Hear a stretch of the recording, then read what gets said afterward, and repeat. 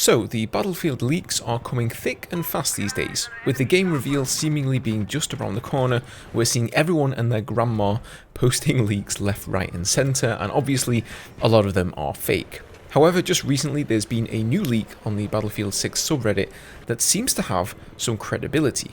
So a guy by the name of BF6 Leaker, surprise surprise, recently made a post there and backed up his claims, saying, "Hey everyone, I was able to have some of my questions answered by someone on the inside, and I'm here to share it with all of you." So presumably by someone on the inside, he means somebody at DICE, or at least somebody close to the project. A moderator then commented saying that the OP did provide him with some proof that they have had contact with someone close to the game, and he said he can't show proof as it obviously contains names. Now, all that being said, please bear in mind that this is just a leak and as such could be completely fake. I will also say that whilst it sounds like one of the more credible leaks that we've had in a while, it also sounds like the most bonkers one that I've ever heard. So anyway, this is what he had to say. So firstly, Battle Royale is confirmed.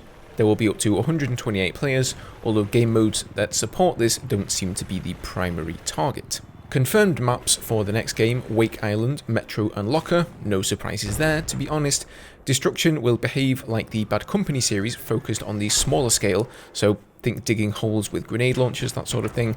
However, there will be large-scale destruction events taking place, such as taking down buildings, although I think they are moving away from a Levolution and making them less scripted. Core gameplay. So this is probably the biggest news we have so far. Essentially, the game, no official title yet, is going to be a hub for most, if not all, previous Battlefield titles. You will be able to boot up servers playing exclusively 1942, or even have the option to play with settings, so one team has access to 1942 weapons and vehicles, and the other team has access to BF3 weapons and vehicles. An example given was teams fighting in Panzer tanks versus M1 Abrams. Additionally, these settings include core gameplay mechanics such as not being able to sprint with 1942 settings and not being able to go prone with Bad Company settings. I'm not sure how this affects balancing issues. So obviously, I think for me and most of you out there, this last part of the post is the one that kind of piqued my interest. So if I'm interpreting this correctly, it sounds like the next game could be a sort of mashup of multiple Battlefield games that have already released. Now, just saying this honestly fills me with thousands of questions. How would this work? How could you possibly balance such a gargantuan amount of content, weapons, vehicles, maps, etc.? As far as I understand it, there will probably be a new Battlefield experience with new vehicles and weapons and all that good stuff, but perhaps we'll also see some sort of like Battlefield Legacy mode, where you can create your own server, and if you want Battlefield 3's vehicles, mechanics, weapons, maps, and that whole, Battlefield 3 experience, you can, and your server settings as such will run your own Battlefield 3-esque server, only with the new updated graphics, the better destruction, and so on and so forth. This could also explain why the game has rumoured to be simply called Battlefield. That name makes a lot of sense if the game is to represent many different games from the past. It's also been stated on a few occasions that this will be the Battlefield game for a good few years, so it makes sense them going all out with options, settings, and player choices. Personally, I think I would be excited and terrified in equal parts for this sort of a scenario.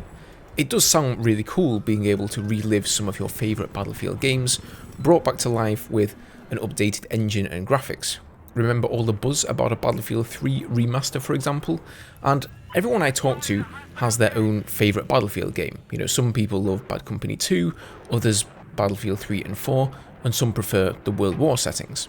But on the flip side, it could turn out to be a disastrous hot mess, especially if, like the original poster said, you could have, let's say, Battlefield 3 weapons, vehicles and mechanics versus, say, Battlefield 4. Like, how would you even balance something like that? Lord knows, DICE have had their issues balancing a single Battlefield game, never mind several at the same time.